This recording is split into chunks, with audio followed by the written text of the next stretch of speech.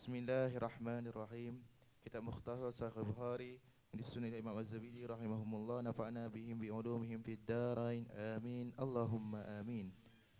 Muka surat ke-66, bab ke-28. Bab ar-rajuli yuwaddi'u sahibahu. Bab ke-28 tentang seorang lelaki yang membantu sahabatnya berwuduk dengan menuangkan air kepadanya.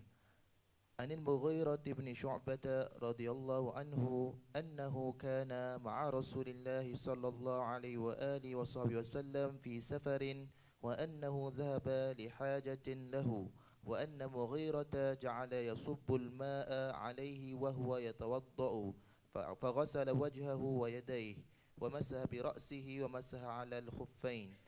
Diriwayatkan dari Mughirah bin Syu'bah radhiyallahu anhu, aku menemani Rasulullah sallallahu alaihi wa alihi wasallam dalam suatu perjalanan dan Nabi sallallahu alaihi wa alihi wasallam pergi untuk buang hajat. Dan setelah Nabi sallallahu alaihi wa alihi wasallam menyelesaikan keperluannya, aku menuangkan air dan Nabi sallallahu alaihi wa alihi wasallam pun berwuduk. Nabi membasuh wajahnya, bahagian wajah lengannya dan mengusap rambutnya dengan telapak tangannya yang basah, kemudian mengusap khuffainnya. Bismillahirrahmanirrahim. Alhamdulillahi rabbil alamin. Wassalatu wassalamu ala asyrafil mursalin sayyidina Muhammadin wa ala alihi wa sahbihi ajma'in.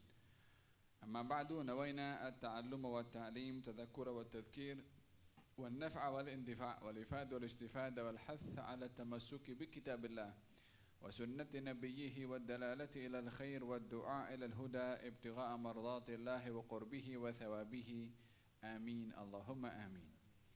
Bab الرجل يوضئ صاحبه. Bab seseorang membantu mewudukkan temannya, yakni membantu untuk temannya berwudu. Di dalam bab fiqh al-isti'anah, meminta tolong di dalam masalah wudu terbagi menjadi beberapa bahagian. Yang pertama, meminta tolong berwudu mendekatkan air. yakni orang yang berwudu minta tolong kepada temannya, tolong bawakan air. Ini bahagian daripada isti'anah, yakni meminta tolong ketika berwudu yang hukumnya adalah boleh sahaja, yaitu tagribul ma', yakni mendekatkan air. Kemudian yang kedua, al-isti'anah, meminta tolong kepada orang lain untuk mewudukan, hukumnya adalah khilaful aula.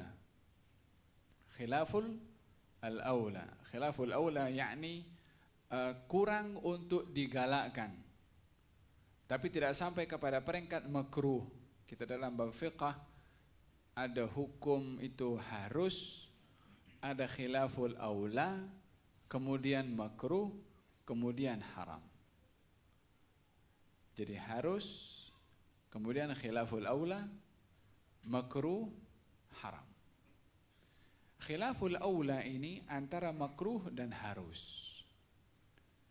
Meminta tolong yang hukumnya khilaful aula, yakni kurang digalakkan, adalah meminta tolong kepada orang untuk menuangkan air. Yakni dituangkan air dan dia berwudu. Ini hukumnya adalah makruh.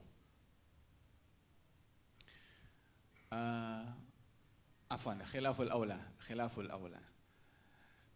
Yang ketiga, hukum meminta tolong itu adalah makruh, yaitu bila mana orang yang berwudu minta temannya mewudukan. Dia macam ni, basuh saya punya wajah ke tangan dia, orang lain wudukan. Sah wudunya. Tetapi yang niat yang nak berwudu lah, tapi dibasuhkan, dan bila mana air kena kepada seluruh anggota badan, maka wudunya itu sah.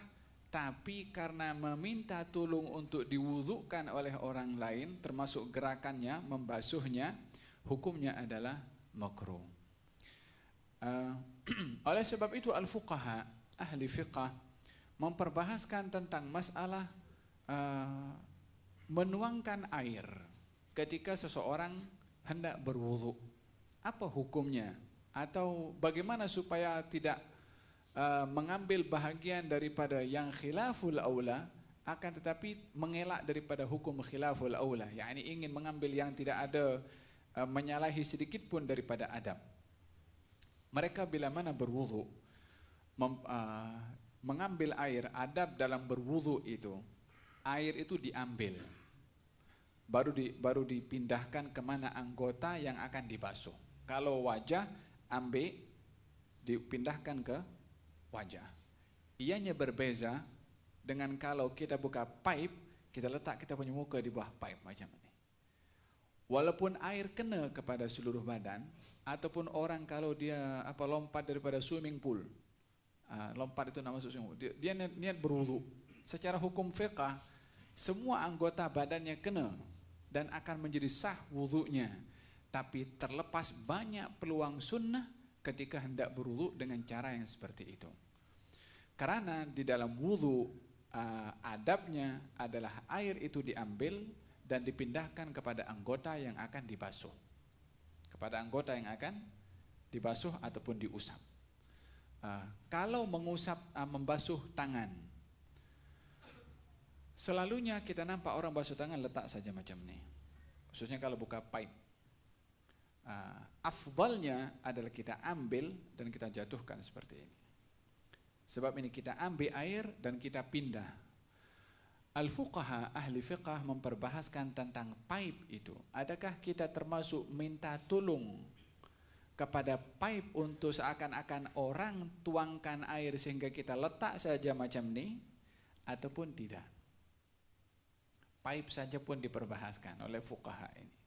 Karena mereka ingin meletakkan masalah wudu lengkap dengan adabnya.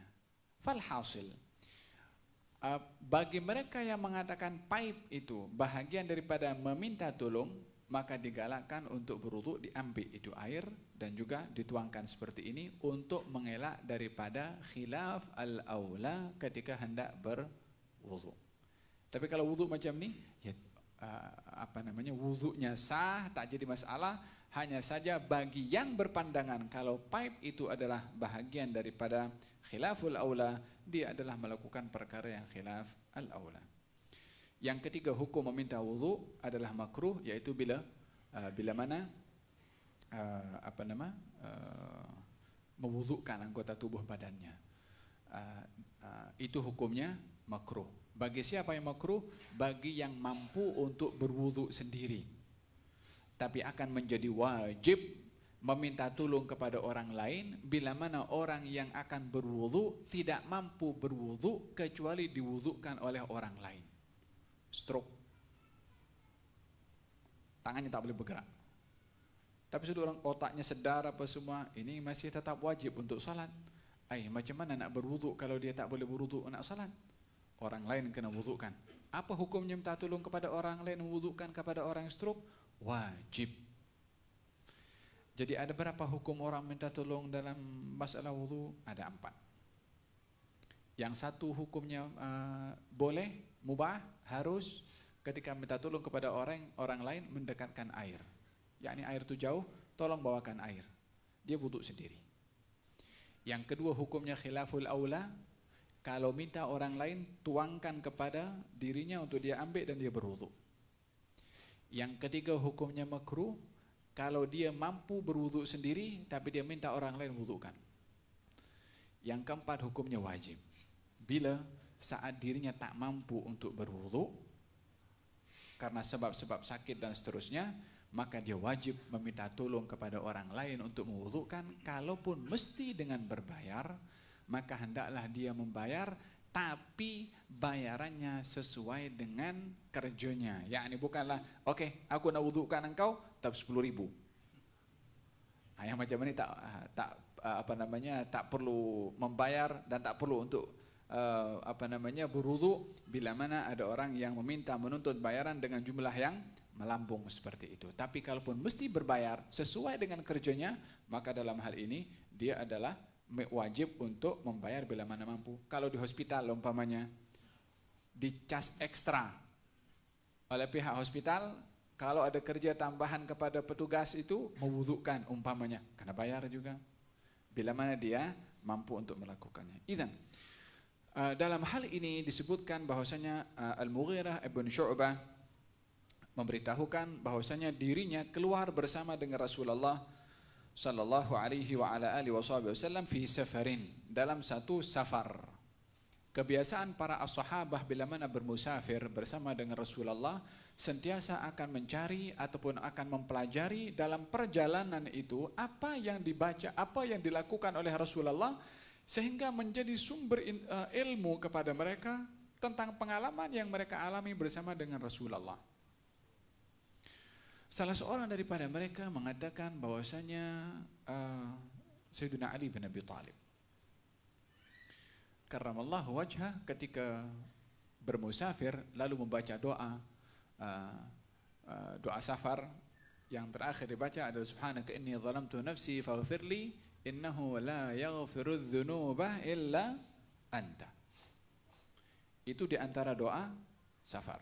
Subhanaka inni zalamtu nafsi faghfirli innahu la yaghfiru dzunuba illa anta. Kemudian senyum dia. Kata orang yang bersama dengan Sayyidina Ali, kenapa kamu senyum?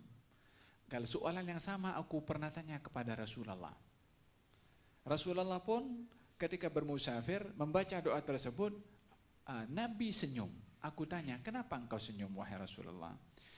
Kata baginda Rasulullah sallallahu alaihi wasallam, orang bila mana bermusafir membaca doa tersebut, Allah Subhanahu wa taala tersenyum. Sebab apa Allah tersenyum? Isi kandungan doanya itu, subhanaka inni zalamtu nafsi, maha suci engkau wahai Tuhanku, sesungguhnya aku berbuat zalim kepada diriku. Faghfirli, ampunkan dosa aku. Innahu la yaghfiru dzunuba illa anta, sesungguhnya tiada yang mengampunkan dosa kecuali engkau. Kata Allah menjawab kepada orang yang berdoa demikian, hambaku ini menyadari kalau dirinya berbuat dosa dan tiada yang mengampunkan dosanya kecuali aku, maka ditunjukkan oleh Allah Subhanahu wa taala perbuatan hamba tersebut yang mengiktiraf kekurangan dirinya dan hanya Allah yang boleh mengampunkan. Allah Subhanahu wa taala tersenyum, maka Nabi pun tersenyum, juga Sayyidina Ali pun tersenyum, dan siapa saja yang membaca doa itu ketika bermusafir dianjurkan juga tersenyum. Fahimtum? Pelajaran di dalam safar banyak dikaji oleh para sahabat daripada perbuatan Rasulullah sallallahu alaihi wa ala alihi wasallam. Dalam satu safar, baginda Rasulullah sallallahu alaihi wasallam bila mana bermusafir, bila mana nak singgah. Kemudian ketika singgah, sebelum singgah ditanya, apa nama kawasan ini? Gak diberitahu nama kawasannya, waktu itu namanya tak baik. Maka Nabi SAW tak mau singgah, terus sambung lagi perjalanan. Sampai tempat sebelah sana, tanya balik, ini tempat apa ini? Dibagi tahu ini nama kampung atau lembah itu namanya elok. Maka Nabi SAW singgah di tempat tersebut. Diambil pelajaran oleh mereka para sahabat bila mana nak singgah ke tempat-tempat yang baik. Sebab baginda Rasulullah ketika ingin singgah di tempat yang namanya saja tak baik, Nabi tak singgah. Ketika ingin singgah di tempat yang namanya baik, di situ Nabi singgah. Kata as-sahabah mengatakan baginda Rasulullah sifatnya adalah yuhibbu al-fa'lal hasan, suka menyimpan harapan baik kepada sesuatu yang baik. Namanya ke tempatnya, ke kawasannya, ke namanya baik, akan disimpan harapan baik oleh Nabi sallallahu alaihi wa ala alihi wasallam. Dalam peristiwa safar ini ketika bersama dengan juga di antara safarnya Rasulullah sallallahu alaihi wa ala alihi wasallam. Baginda kalau bermusafir dan membawa istrinya akan diundi. Yang mana satu keluar namanya itu yang ikut bersama dengan baginda Rasulullah. Dan bila mana bermusafir, Nabi akan mengambil berat tentang istrinya. Kalau satu hari baginda Rasulullah bermusafir setelah peperangan bersama dengan Siti Safiyah, istri Nabi SAW. Ketika Siti Safiyah ingin menaiki onta, dan onta itu tinggi. Dahulu orang perempuan kalau nak menaiki onta, walaupun ontanya itu kalau duduk mungkin lebih mudah, tapi kalau sudah berdiri dia agak tinggi. Maka baginda Rasulullah dan Siti Safiyah istri Nabi, dari segi tubuh badannya dalam riwayat dinyatakan agak rendah berbandingkan kepada yang lain. Untuk menaiki onta itu memerlukan kepada tangga untuk naik. Waktu itu tidak ada apapun untuk dipijak oleh Siti Safiyah untuk menaiki tangga. Maka Nabi SAW meletakkan kakinya, lalu kemudian Nabi duduk dan dijadikan paha Nabi sebagai tangga untuk Siti Safiyah naik onta ketika bermusafir dengan Nabi SAW. Beliau bersabda, rifqan bil qawarir, ya Anjasyah, rifqan bil qawarir. Wahai Anjasyah, ini Anjasyah sahabat Nabi, kalau kamu bermusafir bersama dengan kaum wanita, perlahan-lahan hendaklah kamu mengambil kira keadaan kaum perempuan bila mana bermusafir, yang mungkin agak slow sikit atau yang mungkin memerlukan kepada satu keadaan yang tidak tergesa-gesa. Walhasil Nabi SAW berpesan demikian bila mana bermusafir dan membawa kaum wanita. Dalam hadis ini dinyatakan oleh Al-Mughirah bin Syu'bah annahu kana ma'a Rasulullah, yakni Mughirah bin Syu'bah bersama dengan Rasulullah ketika bermusafir. Kemudian kata Mughirah, wa annahu sallallahu alaihi wasallam dhahaba li hajatin lahu, dan Nabi ingin ingin buang hajat. Wa anna Mughirata ja'ala yusubbul ma' alaihi, dan Mughirah bin Syu'bah menuangkan air kepada Rasulullah untuk berwudu. Mughirah bin Syu'bah menuangkan air kepada Nabi untuk berwudu.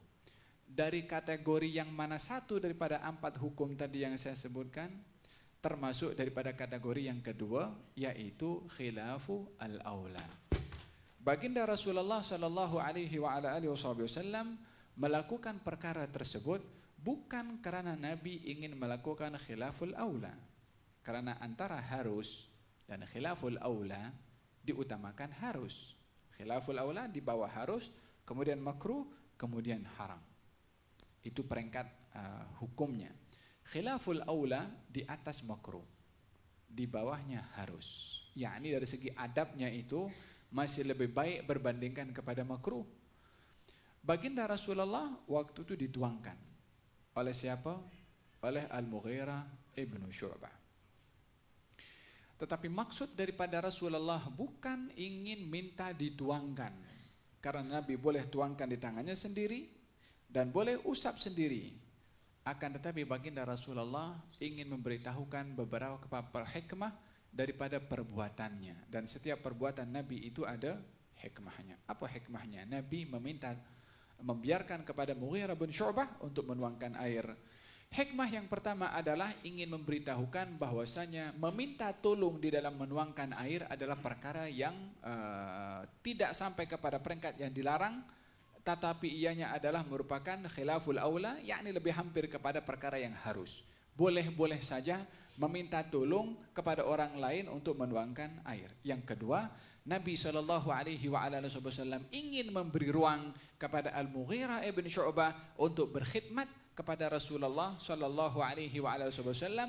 Itu yang lebih diperhatikan oleh baginda Rasulullah ketika ada salah seorang sahabat Nabi yang ingin berkhidmat kepada Rasulullah sallallahu alaihi wasallam dalam segala keperluannya, dan juga yang ketiga anjuran bila mana bermusafir dengan orang-orang yang dimuliakan, baik itu gurunya, orang tuanya, atau abangnya, orang tua yang memerlukan kepada khidmat, maka hendaklah kita bersegera untuk membantu kepada mereka berkhidmat dalam keperluan-keperluan yang diperlukan oleh mereka.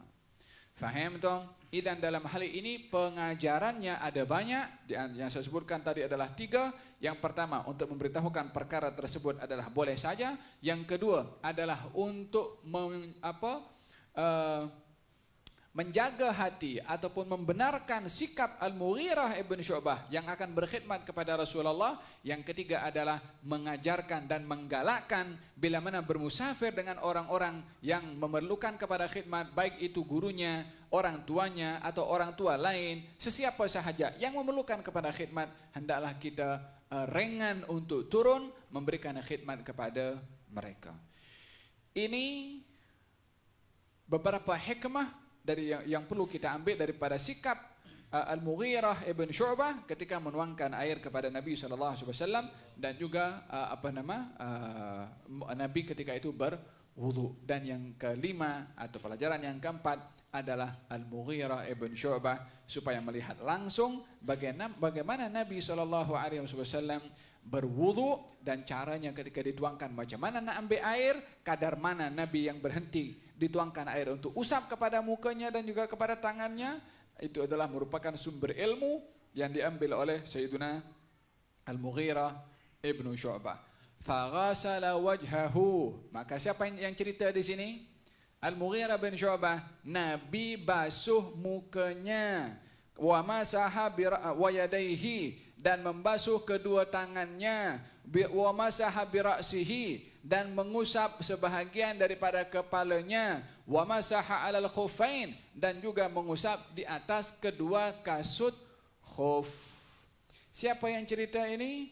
Al-Mughirah bin Syu'bah. Daripada mana Mughirah bin Syu'bah dapat memberitahukan? Ketika dia menuang, dia tengok macam mana Nabi buat, makanya diceritakan kepada orang lain. Daripada mukanya dibasuh, tangannya dan juga kepalanya, lalu kedua kakinya. Ini beberapa hikmah yang perlu diambil daripada satu hadis berkenaan dengan Mughirah bin Syu'bah yang menuangkan air kepada Rasulullah ketika berwudu.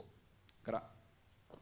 Bab qiraatil Qur'ani ba'dal hadathi wa ghairihi. Bab ke-29, membaca Al-Quran atau mengerjakan hal lain setelah berhadath.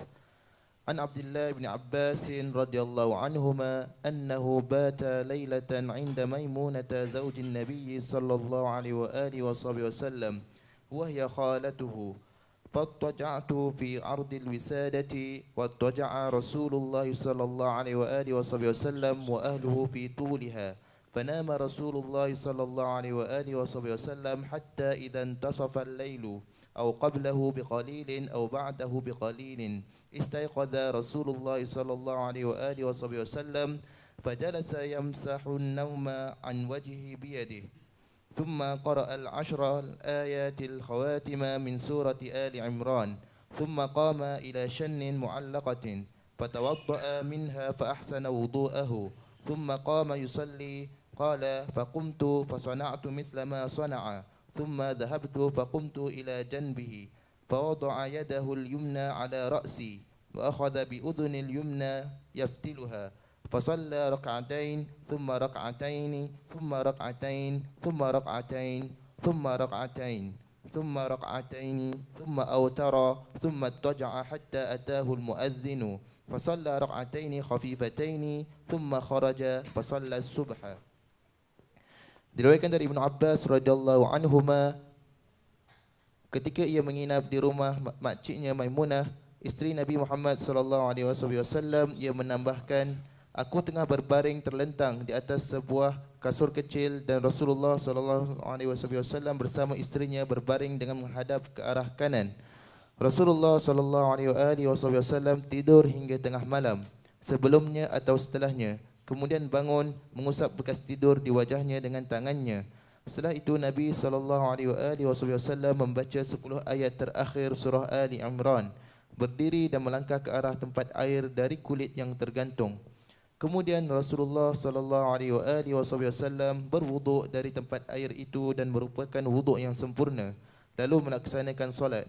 Aku pun bangun dan mengerjakan apa yang dikerjakan Rasulullah sallallahu alaihi wasallam, lalu aku berdiri di sampingnya sebelah kiri. Ia menyentuh kepalaku dengan tangan kanannya dan menangkap telingaku yang kanan dan memulasnya, menarikku dan menggeserku ke sebelah kanannya.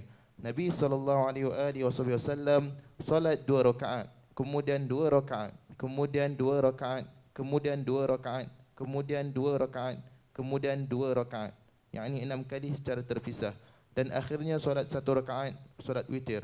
Nabi SAW kemudian berbaring kembali di tempat tidurnya hingga terdengar suara muazzin.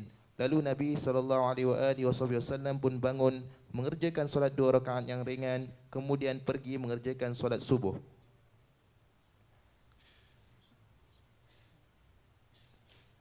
Hadis diceritakan berkenaan dengan hukum membaca Al-Quranul Karim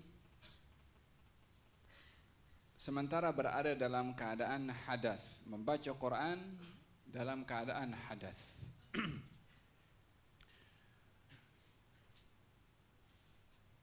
Terdapat perbezaan membaca Al-Quran dengan membawa Al-Quran dan menyentuh Al-Quran.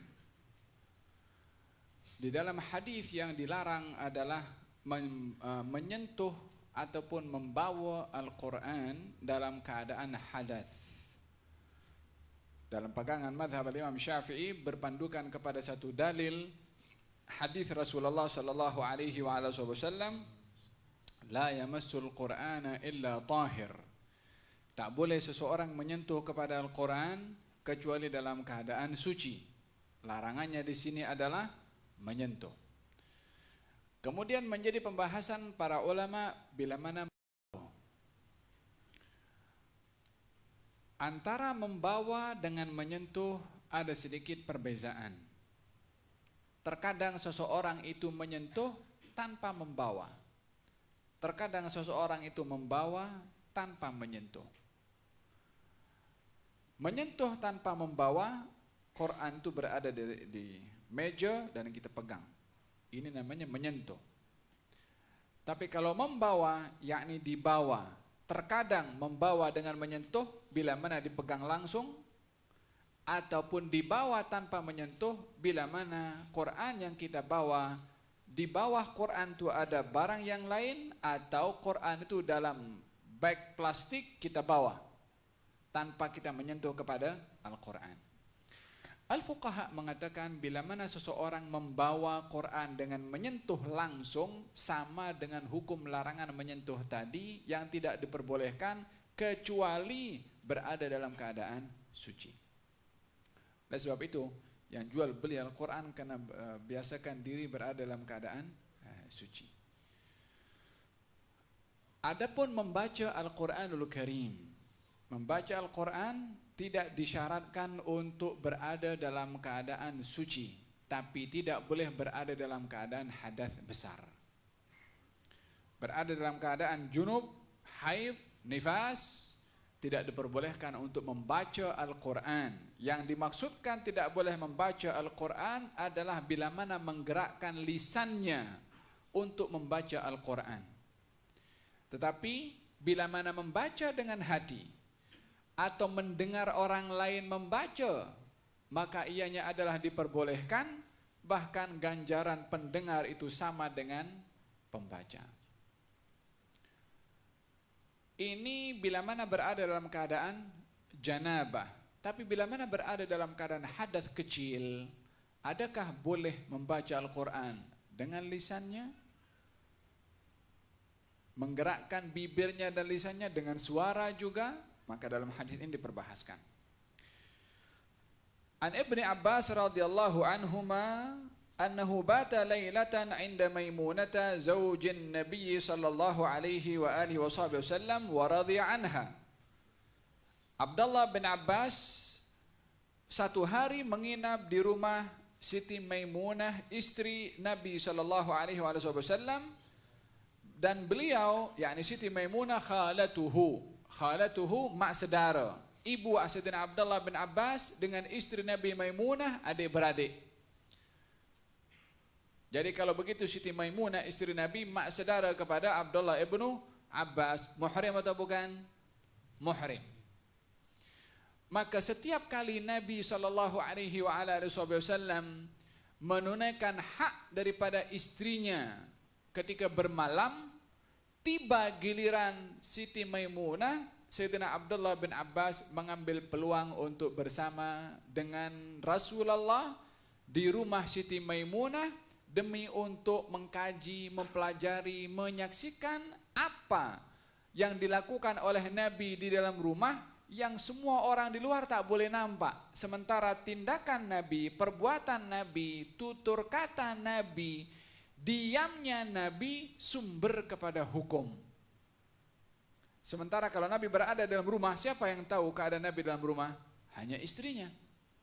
Sementara istri Nabi tidak kerap di dalam berinteraksi dengan keadaan di luar, selain daripada hubungan laki-laki dengan perempuan yang serba terbatas, maka Sayyidina Abdullah bin Abbas ingin mengambil peluang keberadaan Nabi dalam rumah itu, apa ilmu yang dia boleh dapat untuk dikongsi kepada orang lain. Hingga hari ini kita masih mendapat perkongsian ilmu Sayyidina Abdullah bin Abbas daripada apa yang disaksikan oleh beliau di rumah Siti Maimunah setelah 1400 tahun yang lalu. Jazakallahu khair Sayyidina Abdullah bin Abbas yang ambil peluang untuk kita dapat manfaat dan dapat pahala dari Allah Subhanahu wa taala sebab perkongsian ilmunya. Sayyidina Abdullah ibnu Abbas cerdik. Masa itu umurnya belasan tahun, belum 13. Sayyidina Abdullah bin Abbas ketika Nabi meninggal dunia umurnya 13 tahun. Yakni ketika waktu ini, kejadian ini umurnya wallahu alam 9 tahun ke 10 tahun ke 11 tahun ke kurang-kurang belum sampai, kalau zaman kita belum masuk sekolah menengah lagi. Ini sekolah rendah. Tapi bukan sembarang orang yang sekolah kelas rendah. Faham tom? Kalau Sayyidina Abdullah bin Abbas, aku bermalam di situ. Sebab apa? Sebab Siti Maimunah adalah mak saudara dan muhrim kepada Sayyidina Abdullah ibnu Abbas. Kalau tidak, maka tak akan berani Sayyidina Abdullah bin Abbas untuk menginap di rumah Siti Maimunah, sementara itu adalah hal privasi Nabi SAW dengan ahli keluarganya.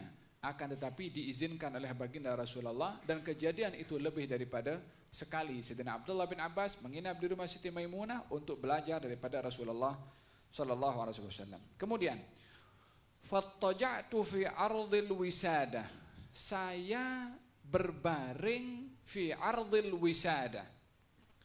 Wattaja'a Rasulullah sallallahu alaihi wasallam wa ahluhu fi tuliha.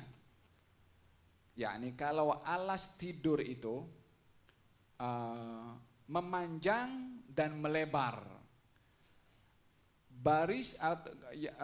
Alas tidur yang memanjang, di situ Nabi tidur.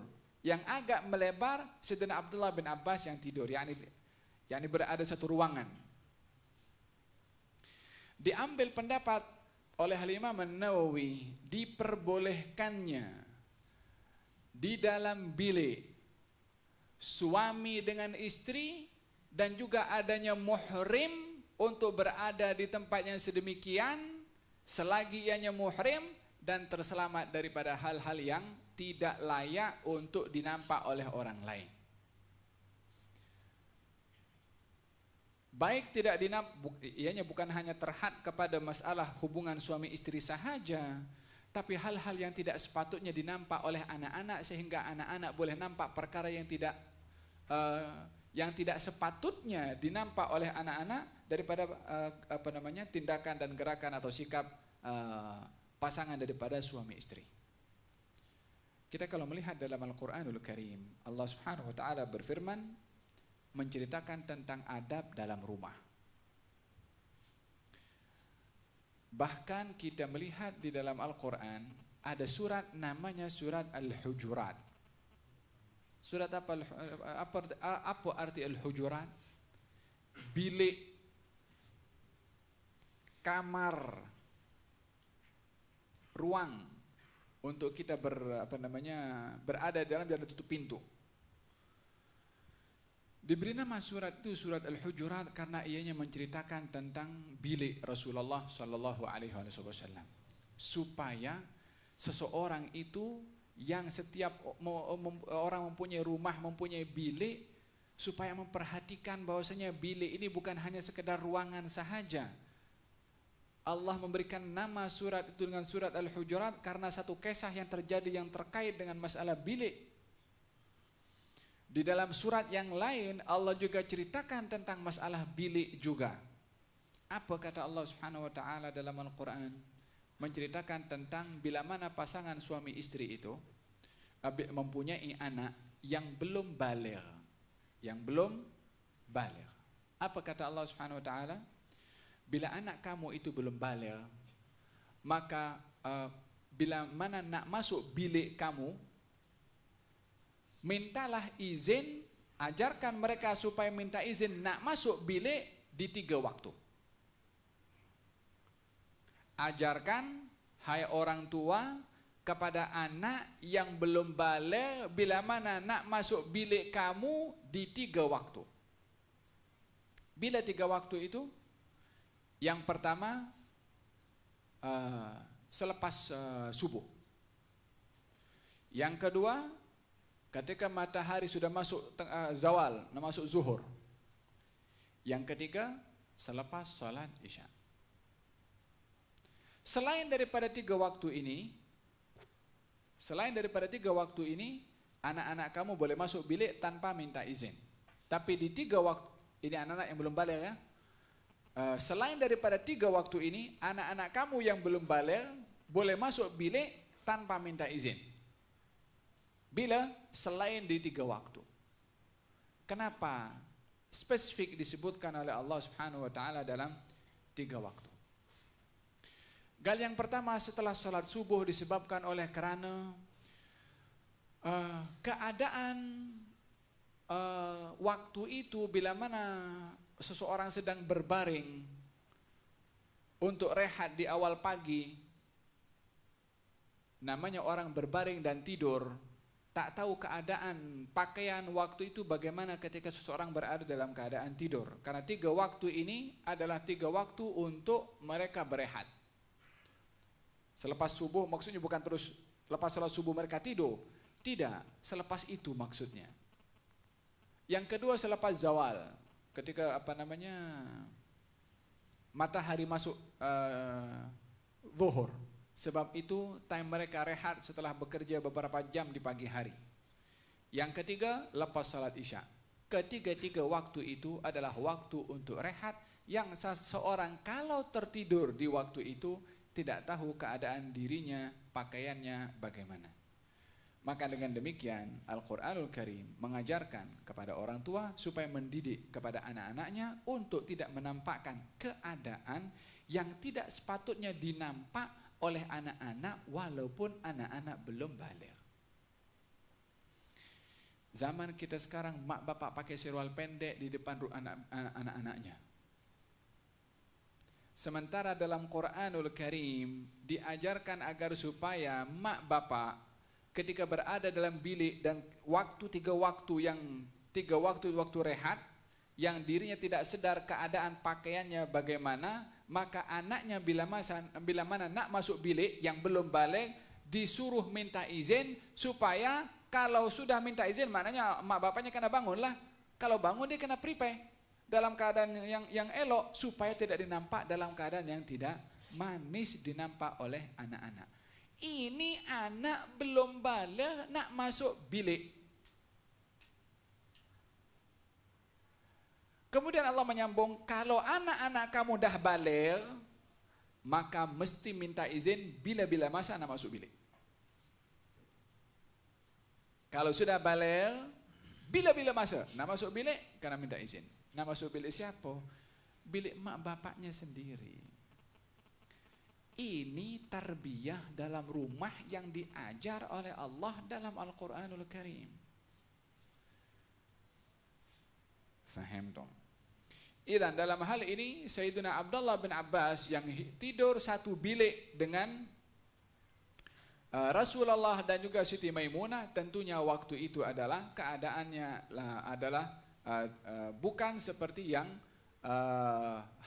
keadaan yang diperlukan untuk pasangan suami istri itu bersama tanpa ada sesiapapun juga. Yakni baginda Rasulullah SAW mengizinkan kepada Sayyidina Abdullah ibnu Abbas untuk berada satu bilik dengan baginda Rasulullah SAW. Dan mungkin sebab yang kedua, keadaan bilik Rasulullah SAW bukanlah macam kita sekarang satu rumah ada 4, 5, 6, 7 bilik. Keadaannya pun terhad sehingga dikatakan dalam satu riwayat, Siti Aisyah meriwayatkan baginda kalau bangun malam kemudian nak salat malam, baginda Rasulullah SAW bangkit kemudian dia ambil wudu. Setelah wudu itu Nabi salat, dan ketika Nabi salat hendak sujud, Nabi tepuk kaki Siti Aisyah, macam tu, disuruh angkat. Kalau nak sujud diangkat kaki Siti Aisyah, lepas itu Nabi sujud. Dan selesai sujud bangkit, dihulurkan balik kakinya. Apa maknanya? No space untuk sholat, sempit biliknya. Sampai demikian digambarkan oleh Siti Aisyah bagaimana bilik Nabi Shallallahu Alaihi Wasallam.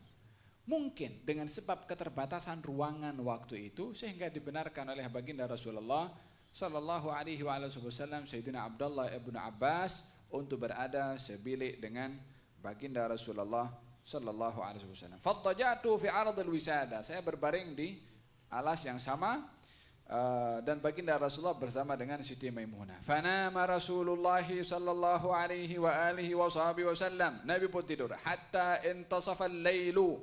Sehingga malam sudah masuk kepada pertengahannya. Au qablahu biqalil. Atau sebelum pertengahan malam sedikit. Au ba'dahu biqalil, atau selepas pertengahan malam sedikit. Yakni ragu-ragu Sayyidina Abdullah bin Abbas ketika Nabi nampak bangkit tak perasan adakah tepat tengah malam atau sebelum tengah malam atau selepas tengah malam. Apa maknanya ini? Maknanya sepanjang malam Sayyidina Abdullah bin Abbas tak tidur. Kalau tidak macam mana dia boleh tahu Nabi bangun tengah malam? Dia datang nak belajar. Dia datang nak tengok apa Nabi buat. Pertengahan malam itu, makanya dia ragu-ragu sebelum atau pertengahan atau setelah. Karena memang Abdullah bin Abbas tahu Nabi tak pernah miss qiyamul lail. Hanya nak tahu bila Nabi bangkit.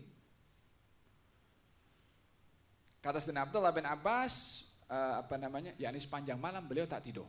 Apa tujuannya? Memerhatikan, menunggu bila Nabi bangkit dan apa Nabi buat. Semangat nak cari ilmu. Faham tu? Jerbu tidak menjadi penghalang untuk mencari ilmu.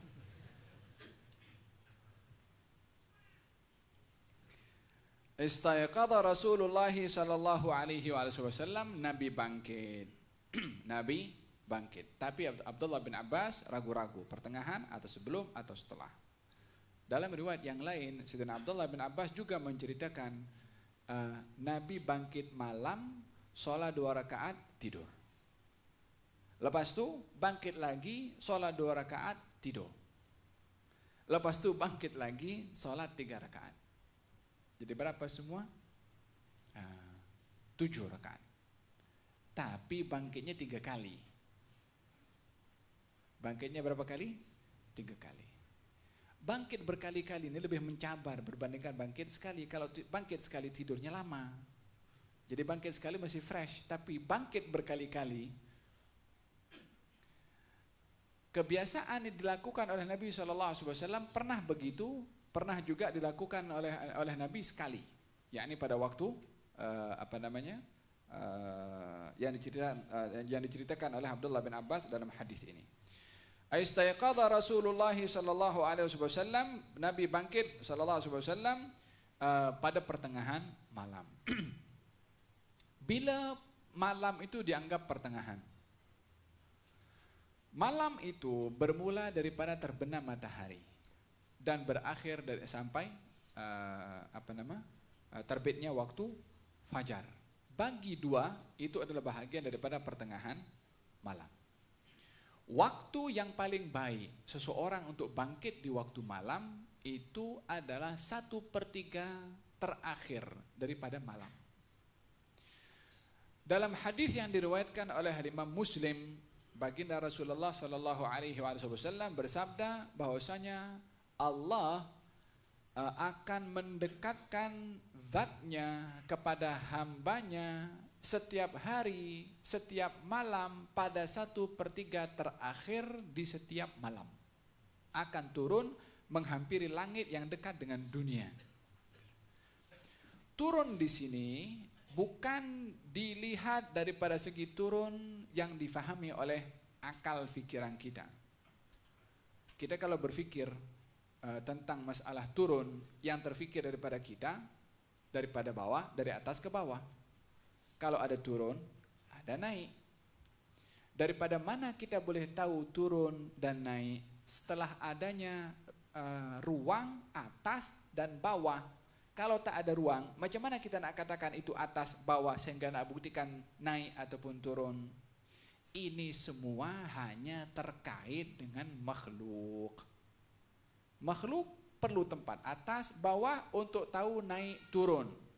Allah Subhanahu wa ta'ala sudah ada sebelum adanya atas, sebelum adanya bawah, sebelum adanya arah. Bila kita tahu arah timur, setelah kita tahu arah barat. Bila kita tahu arah atas, setelah kita nampak arah bawah. Bila kita nampak utara, setelah kita tahu mana selatan. Kalau tidak, macam mana kita nak tahu? Allah itu ada sebelum adanya tempat. La atas, wala bawah, wala utara, wala selatan, wala timur, wala barat. Kadang-kadang orang soal pelik bertanya, Allah itu di mana? Nak mempersoal Allah itu di mana, apa hajatnya? Yakin tidak Allah itu ada. Itu yang perlu untuk dicari sentuhannya, sejauh mana kita bermuraqabah dengan kewujudan Allah Subhanahu wa ta'ala. Bukan nak soal tempatnya Allah di langit atau di bumi atau di mana. Faham dong? Maka dalam hal ini yanzilu Rabbuna, Allah itu turun, yakni bermakna Allah Subhanahu wa ta'ala membuka pintu doa untuk dikabulkan oleh Allah Subhanahu wa ta'ala, khususnya pada 1/3 malam terakhir setiap malam. Allah memanggil, hal min mustaghfirin fa'aghfirlah, hal min dhi hajatin fa'aqdi hajatah, hal min taibin fa'atubu alaih. Ada orang yang nak minta ampun kepada saya untuk saya ampunkan. Ada orang yang ada hajat kepada saya untuk saya penuhi hajatnya. Ada orang yang minta bertaubat kepada saya untuk saya terima taubatnya. Offer. Ya Allah. Allah yang buka tawaran. Beza kita minta dengan kita ditawarkan. Kalau ditawarkan maknanya confirm pasti dapat. Tapi kalau kita minta berbeza, mungkin dapat, mungkin tak dapat. Kalau dah di offer, bila ini Allah memanggil setiap malam, bukan malam tertentu saja, bukan malam Sabtu, bukan malam Ahad, bukan malam Jumat, bukan malam setiap malam 1/3 terakhir.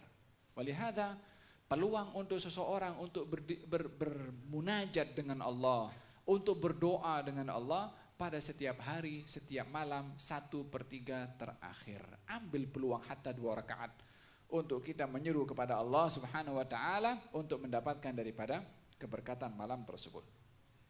Idzan baginda Rasulullah sallallahu alaihi wasallam bangkit di waktu malam. Kemudian apa yang dilakukan oleh Nabi? Daripada sini kita mengambil pengajaran bahwasanya baginda Rasulullah melakukan qiyamu al-lail, afdalus salah. Salat yang paling baik kata Nabi sallallahu alaihi wasallam adalah salat setelah salat wajib adalah salat malam. Salat terbaik dilakukan oleh seseorang setelah salat fardu adalah salat malam. Tak ada orang dengar, tak ada orang kacau, tak ada orang nampak. Hanya siapa? Kita dengan Allah. So bercakap, luahkan apa kita punya problem dalam hidup ini. Walaupun Allah Maha tahu apa masalah kita, tapi dalam berbicara dengan Allah Subhanahu wa ta'ala nak meluahkan. Orang kalau nak luahkan isi hati, lepas meluahkan lega. Coba luahkan permasalahan kita dengan Allah Subhanahu wa taala. Luahkannya itu bukan nak bagi tahu kepada Allah apa yang berlaku kepada kita, Allah Maha tahu, tapi nak tunjuk ya Allah, aku perlu dengan engkau ini. Nak tunjuk itu saja. Kalau Sayyidina Imam Al-Haddad mengatakan ana abdun sara fakhri dhimna faqri wattirari. Saya ini hamba kepadamu ya Allah, dalam keadaan saya ini miskin dan memerlukan kepada engkau. Yakni ketika berdoa, fadu'ai wabtihali, doa saya dan rayuan saya, syahidun li biftiqari, nak tunjuk saja kalau saya perlu, itu je. Nak tunjuk miskin kepada Allah. Faham tu? Kalau baginda Rasulullah qiyamul lail. Qiyamul lail bagi baginda Rasulullah sallallahu alaihi wasallam adalah wajib. Walaupun sunnah bagi selain baginda Rasulullah. Ya ayyuhal muzammil qumil laila illa qalila nisfahu aw inqus minhu qalila aw zid alaihi warattilil qur'ana tartila. Ya ayyuhal muzammil, hai orang yang berselimut, qumil laila, bangunlah kamu sepanjang malam, illa qalila, kecuali sedikit malam saja kamu tidur. Ya salam, disuruh bangunnya banyak, illa qalila, sikit saja kamu rehat. Nisfahu, setengah, au zid alaihi qalila, nisfahu aw inqus minhu qalila, au zid alaihi warattilil qur'ana ya ayyuhal muzammil qumil laila illa qalila nisfahu aw inqus minhu qalila aw zid alaihi warattilil qur'ana tartila. Kalau ada seorang anak dia dihantar oleh bapaknya belajar mengaji kepada guru mengaji. Guru mengaji diajarkan surat Al-Muzammil. Ya Allah ikra, enggak baca budak ni. Ya ayyuhal muzammil qumil laila illa qalila nisfahu aw inqus minhu qalila aw zid alaihi warattilil qur'ana tartila inna sanulqi alaika qawlan thaqila. Hanya beberapa ayat sahaja. Balik ke rumah, guru yang mengajar Quran itu dia tak ajar maknanya. Tanya kepada bapaknya, ayah ini siapa yang muzammil yang berselimut ini? Kata bapaknya mengatakan, itu adalah Rasulullah. Ayah di sini diberitahukan Rasulullah qiyamul lail, tapi saya nampak ayah tak qiyamul lail. Bapaknya malu tapi cari alasan. Hai anak, itu Rasulullah. Kita bukan nabi. Esok balik anaknya belajar, sambung balik mengaji sampai kepada ayat yang terakhir.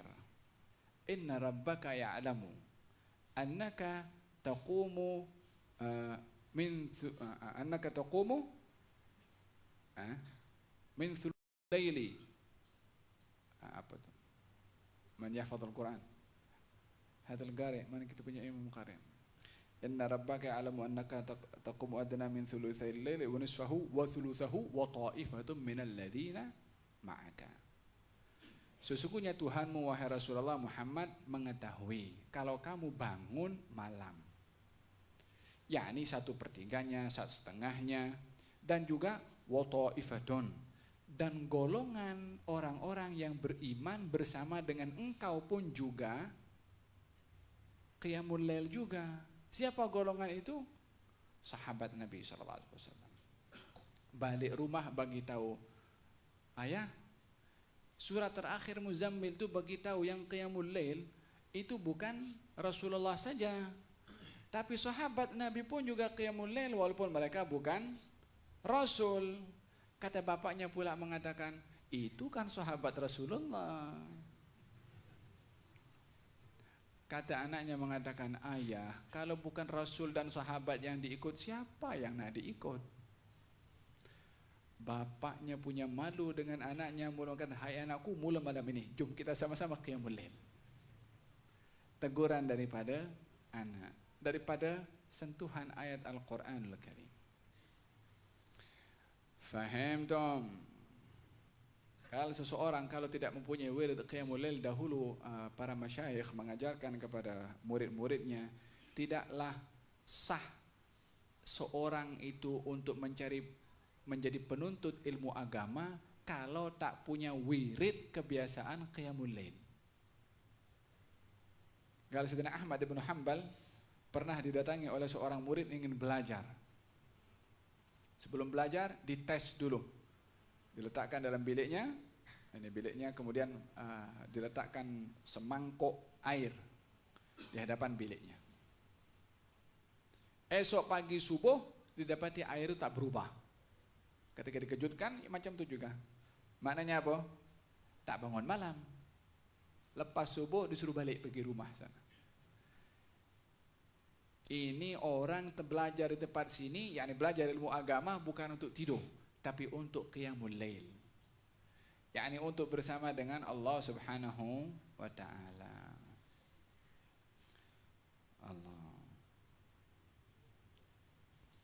Mudah-mudahan Allah kasih semangat kita qiyamul lail walaupun kita lemah, kita dhaif.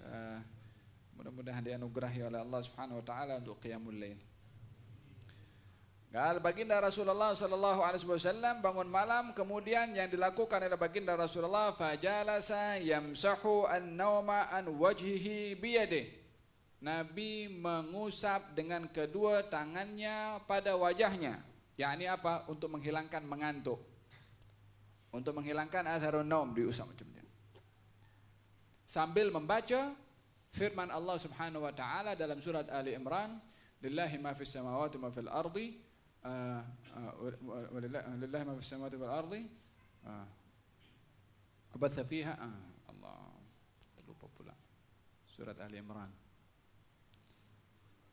Inna fi khalqis samawati wal ardi wa ikhtilafil laili wan nahari wal fulki allati tajri fil bahri bima yanfa'un nasa. 10 ayat dibaca oleh Nabi sallallahu alaihi wasallam ketika bangkit daripada tidurnya. Ayat yang dibaca ini bila dibaca oleh Nabi setelah Nabi bangkit daripada tidur. Orang yang biasa bangkit daripada tidur adalah tidak dalam keadaan bersuci. Yang dibaca oleh Nabi adalah ayat Al-Quranul Karim. Maka dalam hal ini Al-Imam Al-Bukhari mengambil pandangan bahwasanya membaca Quran walaupun dalam keadaan hadas kecil diperbolehkan, disebabkan oleh karena Nabi ketika bangkit daripada tidurnya, yang mana orang bangkit daripada tidur berada dalam keadaan hadas kecil, bila mana tidak melakukan perkara yang menyebabkan hadas besarlah, dan Nabi membaca ayat Al-Quranul Karim dalam keadaan Nabi baru bangkit daripada tidurnya. Ini tajuk yang terkait dengan masalah al-bab. Tapi menjadi pembahasan para ulama tentang tidurnya Nabi SAW beberapa pandangan. Yang pertama adalah baginda Rasulullah sallallahu alaihi wasallam bersabda, tanamu aini wala yanamu qalbi. Mata saya tidur, hati saya tak tidur. Sehingga terkadang Nabi tidur berbaring, bangkit daripada tidurnya Nabi salat terus. Sementara tidur itu adalah bahagian daripada perkara yang membatalkan al-wudu, disebabkan oleh karena orang tidur tak sedar apa yang berlaku, mungkin angin terkeluar tanpa dia sadar. Masalah kepada orang biasa bila mana tidur membatalkan wudu karena dirinya tak sedar ketika tidur. Sementara Rasulullah ketika tidur, kata baginda, yang tidur itu adalah mata saya saja yang terpejam, tapi apa yang berlaku kepada diri saya sedar. Yani kalaupun angin yang keluar, Nabi pun akan sedar. Maka dalam hal ini baginda Rasulullah kalau tidur pun terkadang tidurnya berbaring, bangkit terus menjadi imam, disebabkan beliau sedar apa yang berlaku kepada dirinya ketika tidur. Faham tom? Ini tidurnya baginda Rasulullah yang tidak boleh diukur dengan tidurnya mana-mana manusia. Dan ini adalah bahagian yang istimewa kepada Rasulullah yang tidak ada pada manusia yang lain. Baginda mempunyai pelbagai macam keistimewaan yang tidak dimiliki oleh manusia yang lain dalam kemanusiaannya Nabi. Istimewanya Nabi adalah bukan karena beliau malaikat. Istimewanya adalah karena kemanusiaan Nabi sallallahu alaihi wasallam. Di antara keistimewaannya yang tidak dimiliki oleh orang lain adalah beliau, kata baginda Rasulullah, luruskan saf-saf kamu di belakang, sesungguhnya saya dapat melihat kamu di belakang seperti mana saya melihat kamu di hadapan. Yani walaupun menghadap seperti ini, tahu apa yang berlaku di belakang. Siapa ada orang punya keistimewaan seperti ini? Tidak ada. Keistimewaan yang ada kepada kemanusiaannya Nabi sallallahu alaihi wasallam, keringat Nabi lebih wangi daripada minyak kasturi. Keringat siapa selain Nabi yang punya wangi lebih wangi daripada minyak kasturi? Sayyidina Ummu Salamah mengambil keringat Nabi ketika Nabi tidur dan nampak ketulan keringat itu banyak, panas yang cukup terik, maka diambil sedikit oleh Ummu Salamah, diletakkan dalam botol. Gal kata baginda Rasulullah ketika Nabi sedar, Ummu Salamah sedang mengambil keringat Nabi. Kata baginda Rasulullah, apa kamu buat? Gal kata Ummu Salamah, ya Rasulullah, saya ambil keringat ini yang lebih wangi daripada minyak kasturi untuk anak-anak kecil kami. Kata Ummu Salamah, asobdi, betul kamu punya perbuatan. Ini kemanusiaan yang ada kepada Nabi Shallallahu Alaihi Wasallam yang tidak sama dengan manusia yang lain. Manusia yang lain dalam berjalan mempunyai bayangan. Rasulullah berjalan tidak mempunyai bayangan. Di dalam kitab Syama'il Muhammadiyah yang disyarahkan oleh Imam An-Nabahani menceritakan bagaimana Rasulullah kalau berjalan sahabat ikut dengan Nabi sehingga sahabat itu teringat kalau berjalan dengan Nabi, Nabi ada bayangan, khawatir kakinya terpijak bayangan Nabi. Maka beliau ketika berjalan tak mau pijak kepada bayangan Nabi Muhammad SAW. Dididik macam mana hormatnya mereka kepada Rasulullah. Yang zaman sekarang orang nak puji Nabi, nak sanjung Nabi dianggap melampau. As-sahabah berjalan tak mau pijak kepada bayangan Nabi Muhammad SAW. Ketika cari di bawah tak jumpa bayangan Rasulullah SAW. Ini keistimewaan yang ada kepada tak ubah daripada kemanusiaannya. Beliau memang manusia.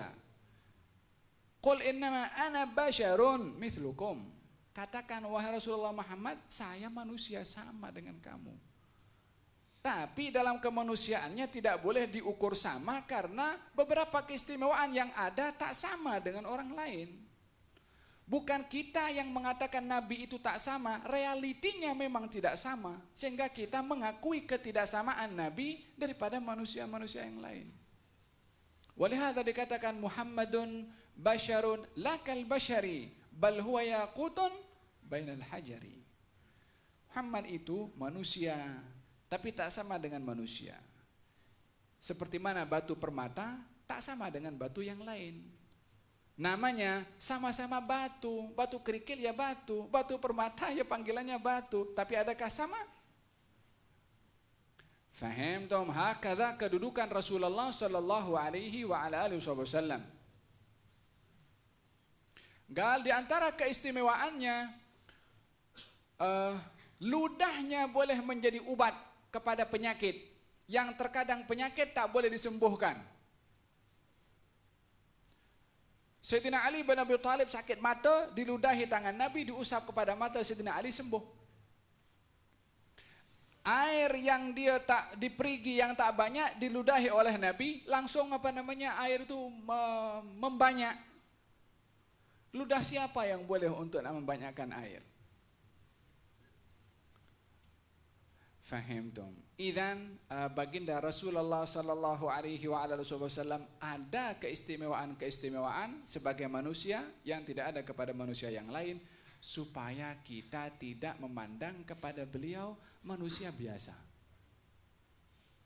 Tetapi super istimewa, bukan istimewa saja, super istimewa. Junjungan Nabi besar Muhammad sallallahu alaihi wasallam. Sayyidina Hasan bin Thabit mengatakan tentang Rasulullah. Wa ajmalu minka lam tara qattu aini. Atau wa ajmalu minka lam tara qattu ainun. Tidak pernah ada mata siapapun yang memandang kepada orang yang lebih indah daripada wajahmu. Wa afdalu minka lam talidun nisa'u. Yang lebih mulia daripada engkau, tak pernah ada siapapun wanita yang melahirkan. Khuliqta mubarra'an min kulli aibin.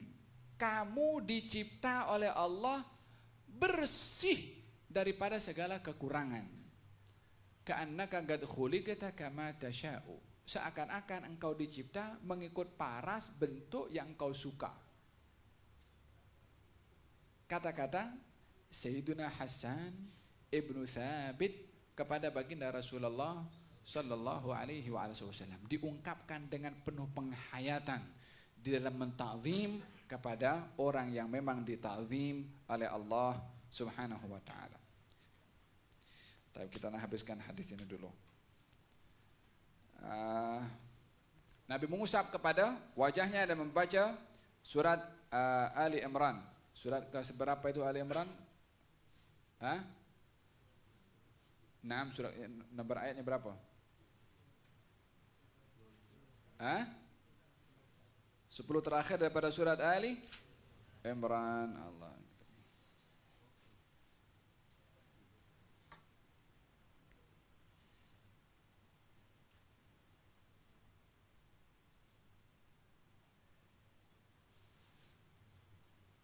Mana bukan 10 terakhir?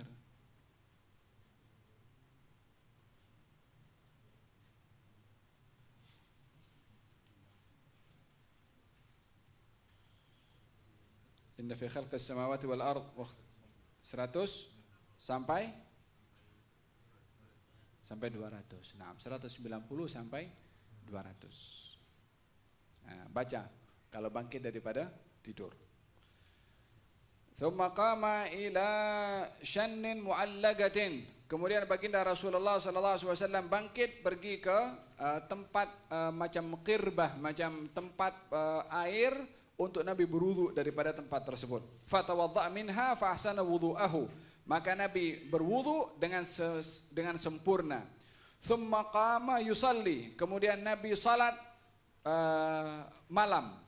Qal Sayyidina Abdullah bin Abbas mengatakan faqumtu fa sana'tu mithla ma sana'. Maka saya pun bangkit, saya buat macam mana Nabi buat. Daripada mana? Bermula daripada usap wajahnya tadi itu. Nabi masa bangkit usap wajah, Abdullah bin Abbas perhatikan, dia pura-pura tidur. Dia perhatikan Nabi apa Nabi buat. Diusap wajahnya, dia pun ikut usap wajahnya. Nabi baca ayat itu, dia pun baca ayat itu. Nabi bangkit pergi ke kirbah berwudu, dia pun bangkit pergi ke kirbah. Sebiji macam yang Nabi buat, itu juga yang dibuat oleh beliau. Faqumtu fa sana'tu mithla ma sana'. Saya bangkit, saya buat macam mana Nabi buat. Usap wajahnya, baca ayatnya, pergi kirbahnya, pergi berwudu secara sebiji macam mana Nabi wudu. Kemudian thumma dhahabtu faqumtu ila jambihi. Kemudian saya berdiri di belakang atau di samping baginda Rasulullah sallallahu alaihi wasallam. Fa wada'a yadahu al-yumna ala ra'si wa akhadha bi udhuni al-yumna yaftiluha. Maka baginda Rasulullah mengambil dengan tangan kanannya ke kepala saya dan mengambil telinga saya yang kanan, kemudian dipulas ya. Dipulas oleh Nabi SAW telinga Sayyidina Abdullah ibnu Abbas. Kenapa? Ada dua sebab. Yang pertama, Sayyidina Abdullah bin Abbas mengantuk, sehingga dipulas biar segar sementara dia berada di dalam salat. Yang kedua, ingin memberitahukan posisi Sayyidina Abdullah bin Abbas ketika berdiri salah, berada di sebelah kiri, sementara sepatutnya imam kalau seorang mesti berada di sebelah kanan. Maka dipindahkan dengan pulasan telinganya, dipindahkan ke kanan oleh Nabi supaya perbuatan ini mengingatkan kepada Sayyidina Abdullah bin Abbas akan adab di dalam salat berjamaah supaya tidak lupa. Sayyidina Abdullah bin Abbas diingatkan dengan pulasan seperti tadi sehingga berdiri di sebelah kanan baginda Rasulullah sallallahu alaihi wa ala wasallam. Dalam satu riwayat yang lain, baginda Rasulullah dekatkan Abdullah bin Abbas untuk dekat dengan Nabi. Karena posisi imam dan makmum kalau bersendirian, buku lali makmum berada di belakang buku lali imam. Tapi baginda Rasulullah ketika memindahkan Abdullah bin Abbas di sebelah kiri, sebelah kanan, Abdullah bin Abbas undur ke belakang. Nabi tarik ke depan, dia patah balik ke belakang. Sampai selesai daripada salam, kata baginda Rasulullah, kenapa kamu tak maju setelah aku perintahkan kamu maju ke hadapan? Katanya, tak sepatutnya anak kepada Abbas berdiri selaras serasi dengan kaki Rasulullah SAW karena di belakang. Tak sopan dekat-dekat sangat dengan baginda Rasulullah SAW. Memang dari segi adab kita tak menafikan, memang makmum kena di belakang daripada imam, terus kaki dengan kaki. Tapi takzimnya Abdullah bin Abbas kepada Rasulullah dan adab serta sopan santunnya dihargai juga oleh Rasulullah SAW, walaupun terkadang zahirnya menyalahi kepada aturan di dalam salat. Bukan nak mengatakan dari segi adab memang makmum kena di belakang, kena di samping imam. Tapi bila mana seseorang berhadapan dengan keadaan seperti ini pun juga dibenarkan sikapnya oleh Rasulullah sallallahu alaihi wasallam. Seperti mana baginda Rasulullah pernah suruh Sayyidina Ali tulis surat dalam perjanjian damai Hudaybiyah, kemudian Sayyidina Ali disuruh hapus kalimat Rasulullah min Muhammad Rasulullah, daripada Muhammad Rasulullah dengan Suhail ibn Amr, tulis oleh Sayyidina Ali. Kata Suhail bin Amr mengatakan, hapus Rasulullah, kalau kami tahu kamu Rasulullah kami tak akan berunding damai, tak akan perangi kepada kamu. Hapus Rasulullah. Kata Suhail ibn Amr, kata baginda Rasulullah mengatakan kepada Sayyidina Ali, Ali hapus Rasulullah. Kata Sayyidina Ali, aku tak akan hapus. Perintah Nabi suruh hapus. Adakah akan dikatakan Sayyidina Ali tak taat kepada Rasulullah? Tak ada orang yang tahu arti taat kepada Rasulullah seperti mana sahabat Rasulullah yang taat kepada Rasulullah. Kita pula nak hukum? Wong muridnya di sana pertama. Apa Nabi buat kepada Sayyidina Ali bin Abi Thalib? Tunjukkan tempatnya di mana. Kalau tunjukkan Sayyidina Ali, Nabi sendiri yang hapus. Nabi paham maksud Sayyidina Ali kenapa nak menghormat kepada Nabi SAW. Faham dong? Terkadang antara perintah dan adab ada pertembungan.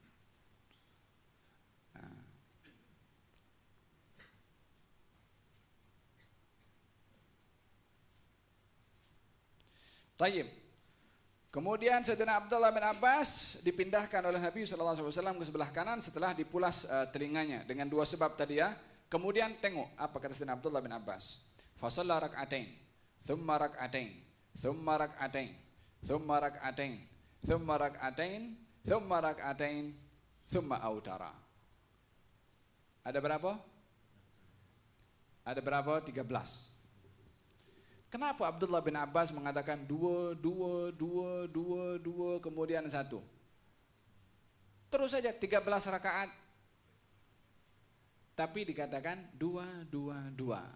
Sebab apa? Sebab afdalus salah mathna.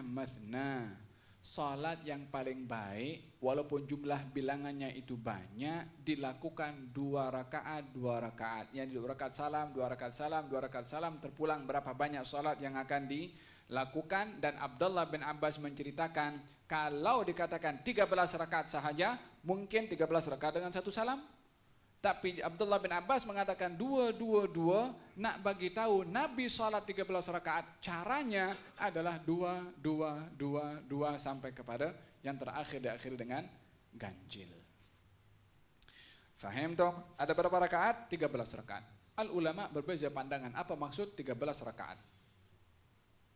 Sebahagian mengatakan 13 rakaat semuanya itu adalah witir. Tapi dalam mazhab Imam Syafi'i, witir maksimum itu jumlahnya ada 11 rakaat. Sementara yang dilakukan oleh baginda Rasulullah malam itu adalah 13 rakaat. Lalu 2 rakaatnya apa? Sebahagian mengatakan 2 rakaat yang pertama dilakukan oleh Nabi adalah ba'diyatul isya. Sehingga semua menjadi 13 rakaat.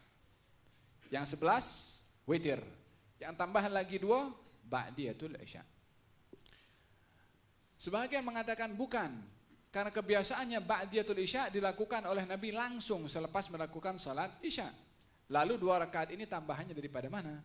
Yaitu pembuka kepada salat malam itu 2 rakaat ringan. Pembuka kepada salat malam yang akan dilakukan panjang, pembukanya adalah rak'ataini khafifatain, 2 rakaat yang ringan. 2 rakaat yang ringan itu maksudnya bacaannya tidak panjang. Karena sebagai pembuka kepada salat yang akan datang, yakni salat 2 rakaat yang akan datang. Setelah 2 rakaat yang ringan tadi bacaannya, masuk kepada rakaat yang berikutnya, baru di situ panjang dibaca oleh Nabi sallallahu alaihi wasallam. Nanti bila mana sampai kepada bab at-tahajjud, bab salat tahajud baginda Rasulullah, kita akan mendapati pelbagai macam riwayat berapa rakaat salat yang dilakukan oleh Nabi di waktu malam. Ada mengatakan 7, ada mengatakan 9, ada mengatakan 11, ada mengatakan 13, ada pula mengatakan 15. Bagaimana perbezaan bilangan itu adalah akan dibahaskan pada nanti babnya. Intinya adalah maksimum daripada salat witir itu adalah 11 rakaat, selainnya adalah salat-salat tahajud atau salat-salat nafilah sunnah yang dilakukan oleh Nabi Muhammad sallallahu alaihi wasallam. Summa autara, kemudian Nabi mengganjilkan salatnya. Yani apa makna mengganjilkan? 1 rakaat sendiri. 1 rakaat sendiri kan coba 2 rakaat, 2 rakaat, 2 rakaat, 2 rakaat, 2 rakaat, 2 rakaat, yakni 12, summa autara. Kemudian salat 1 rakaat untuk mengganjilkan yang genap tadi. Di sini diambil pemahaman oleh para ulama bahwasanya bila mana ingin melakukan salat witir, ganjilnya itu sendiri. Tapi tidak digabung dengan 2 rakaat yang sebelumnya seakan-akan seperti salat maghrib. Sebab Nabi melakukannya dalam hadis ini 2 rakaat yang terakhir, kemudian ketika ingin mengganjilkan Nabi tidak buat 3, tapi Nabi buat 2, kemudian 1. Maka dalam hal ini anjurannya bila mana ingin mengganjilkan salat witir, yang ganjil yang 1 itu dilakukan secara bersendirian. Walaupun mazhab Imam Abu Hanifah dan juga mazhab Imam Syafi'i tidak menyalahkan, bahkan memperbolehkan untuk melakukan salat witir ganjil 3 rakaat sekaligus 1 salam, atau 5 rakaat ataupun 7 rakaat dan seterusnya, tidak menyalahi daripada sahnya melakukan salat witir. Hanya anjurannya adalah mengasingkan salat witir itu bersendirian seperti mana dilakukan oleh Nabi sallallahu alaihi wasallam. Kemudian thumma taja'a, kemudian Rasulullah berbaring hatta atahul muadzin, sehingga datang muadzin, yakni yang mengumandangkan azan. Faqama fa shalla, kemudian Nabi bangkit dan Nabi salat rak'ataini khafifatain, 2 rakaat yang ringan. Apakah salat 2 rakaat yang ringan selepas azan? Salat sebelum subuh. Apakah salat sebelum subuh? Salat sebelum subuh itu 2 rakaat yang dilakukan sebelum salat subuh, bukan sebelum masuk waktu subuh. Kalau sebelum masuk waktu subuh masih termasuk salat malam ataupun masih termasuk bahagian daripada salat witir. Tapi setelah adzan subuh, yang ada adalah salat qabliyatu as-subhi atau qabliyatu al-fajri atau sunnatas subhi atau sunnatal fajri. Sama maksudnya walaupun sebutannya berbeza. Qabliyatu subhi, salat sebelum subuh, bukan bermakna sebelum masuk waktu subuh, sebelum salat subuh. Kalau orang sebelum qabliyatu dhuhri, salat sebelum zuhur, bila dilakukan? Sebelum waktu zuhur atau sebelum salat zuhur? Sama juga yang namanya qabliyatul subhi ke qabliyatul dhuhri, qabliyatul asri, qabliyatul maghribi, qabliyatul isya, sebelum melakukan salat fardunya, itu namanya salat qabliyah. Baik itu qabliyatul fajri, qabliyatul subhi dan seterusnya. Fa shalla rak'atain khafifatain, salat 2 rakaat yang ringan, membaca surat qul ya ayyuhal kafirun, qul huwallahu ahad. Dalam hadis Nabi sallallahu alaihi wasallam, rak'atan qabla al-fajri khairum minad dunya wa ma fiha. 2 rakaat sebelum subuh itu lebih baik daripada dunia dan seisinya. Yakni salat 2 rakaat sebelum melakukan salat fardu subuh. Qabliyatu as-subhi dijaga. Kata Siti Aisyah dalam Sahih Muslim, Nabi sangat menjaga sekali salat 2 rakaat sebelum subuh. Sangat dijaga oleh Nabi. Sehingga al-fuqaha mengatakan kalau kita terlepas salat sebelum subuh karena datang surau masjid imam sudah salat takbir, maka kita tetap digalakan untuk salat sebelum subuh, baik itu selepas salat fardu atau setelah terbit matahari, tapi niatnya qadha. Niatnya apa? Qadha. Kenapa? Dalam mazhab Imam Syafi'i ada 5 waktu kita tak boleh salat sunnah. Berapa waktu? 5 waktu. Tak boleh salat sunnah. Bila? Yang pertama setelah salat subuh, setelah salat asar, ketika matahari tegak berada di atas, ketika matahari terbit, dan ketika matahari terbenam. 5 waktu ini tidak boleh melakukan salat sunnah. Salat sunnah yang dimaksudkan dalam madhab Imam Syafi'i, salat sunnah yang mempunyai sebab bersama, salat sunnah yang tak boleh dilakukan pada salat 5 waktu itu, salat sunnah yang mempunyai sebab di akhir. Allah, kita masuk bab fiqh sedikit. Salat sunnah ini terbagi menjadi 3 bahagian. Salat sunnah bersebab di awal, salat sunnah bersebab di akhir, dan salat sunnah bersebab bersamaan dengan salatnya. Salat sunnah bersebab di awal seperti tahiyatul masjid, sunnat al-wudhu. Bila kita salat tahiyatul masjid setelah kita masuk dalam masjid. Bila kita salat sunnah wudhu setelah kita masuk masjidnya, wudhunya lebih dahulu kita lakukan, baru salatnya. Ini salat sunnah bersebab di awal. Salat sunnah bersebab di akhir. Seperti salat istikharah, seperti salat hajat, ataupun seperti salat safar. Salat istikharah, ada sesuatu yang kita nak lakukan di depan sana. Salatnya dibuat dulu, baru tindakannya. Iya kan? Orang nak pilih calon, bila dia istikharah dulu, dia pilih dulu kemudian salat, atau salat dulu kemudian pilih? Salat dulu, baru dipilih. Tindakannya selepas salat. Safar, salat bermusafir, bila kita salat, kemudian safar dulu, kemudian salat, atau salat dulu, kemudian safar? Salat dulu, kemudian safar. Salat istikharah dan salat safar ini, salat sunnah bersebab di akhir. Tindakannya dilakukan setelah salat.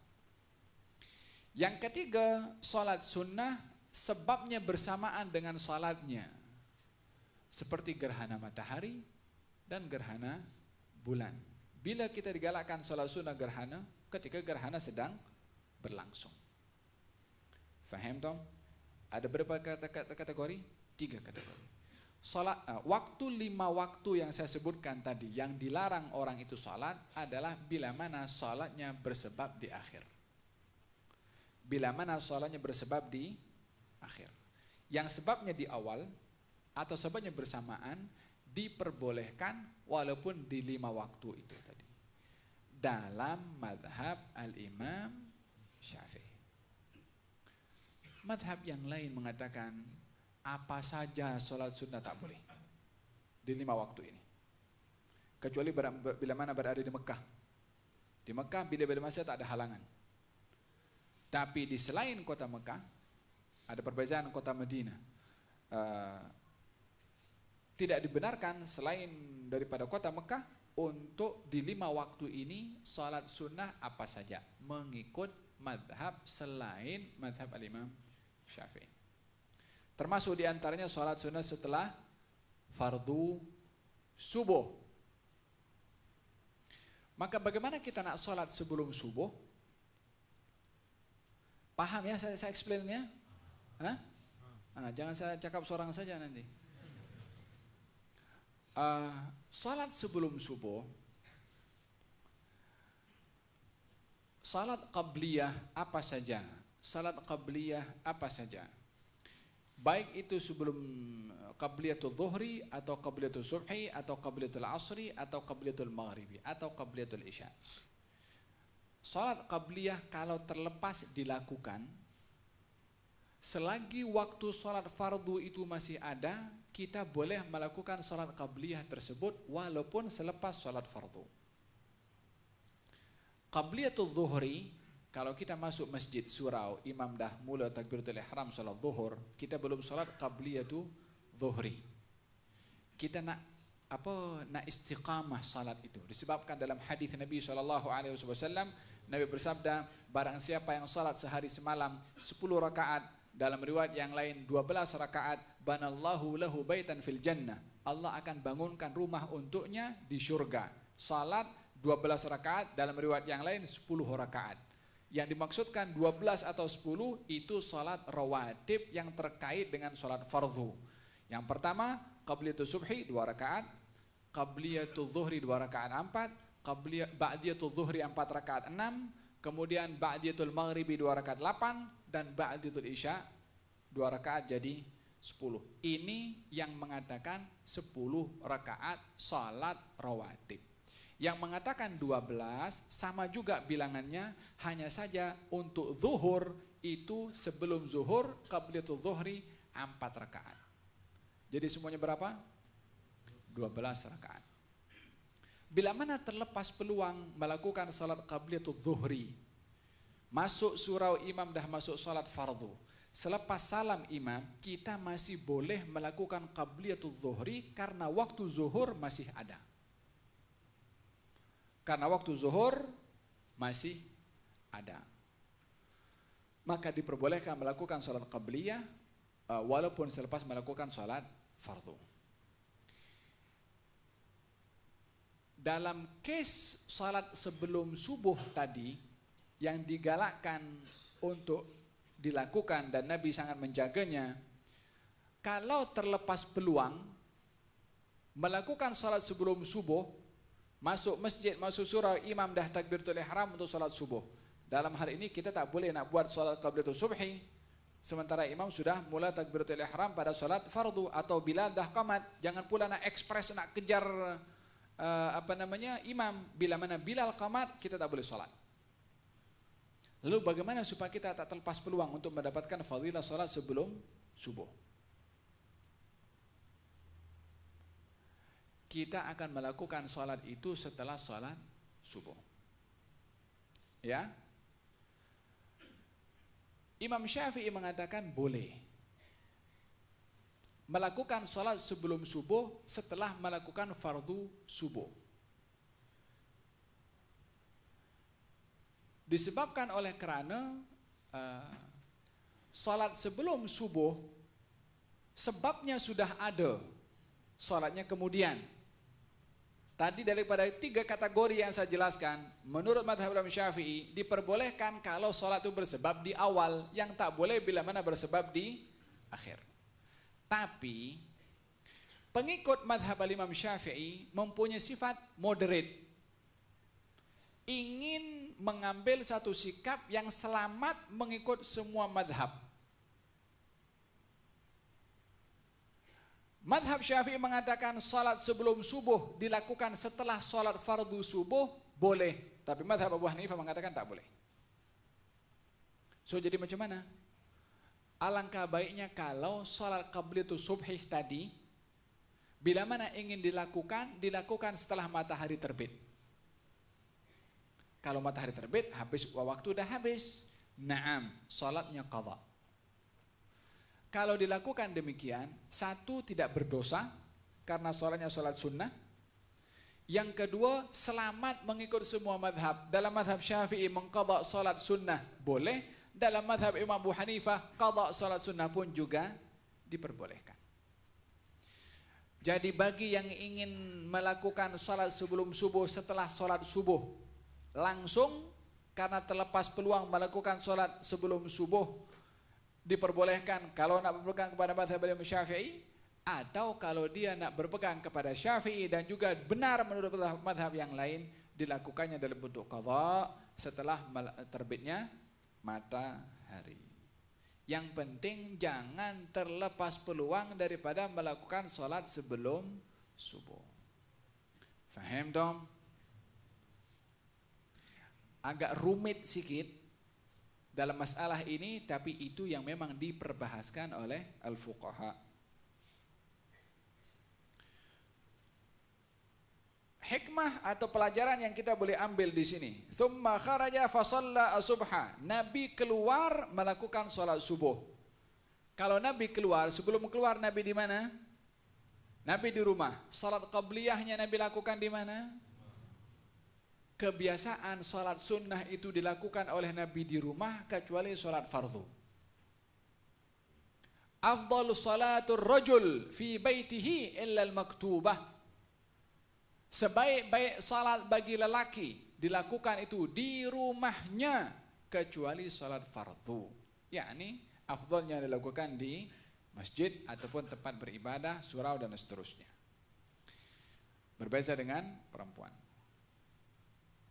Jadi dikatakan di sini tsumma kharaja, Nabi keluar untuk mengimamkan salat subuh, berarti salat qabliyah atau subhi Nabi lakukan di dalam rumah. Waqad taqaddama hadzal hadits fi kulli minhuma ma laysa fil akhir wallahu taala a'lam bis-shawab. Afwan, panjang lebar sedikit berkenaan dengan fiqh, tapi saya akan perlu menjelaskan supaya lebih jelas. Kalau ada yang tidak jelas boleh ditanyakan.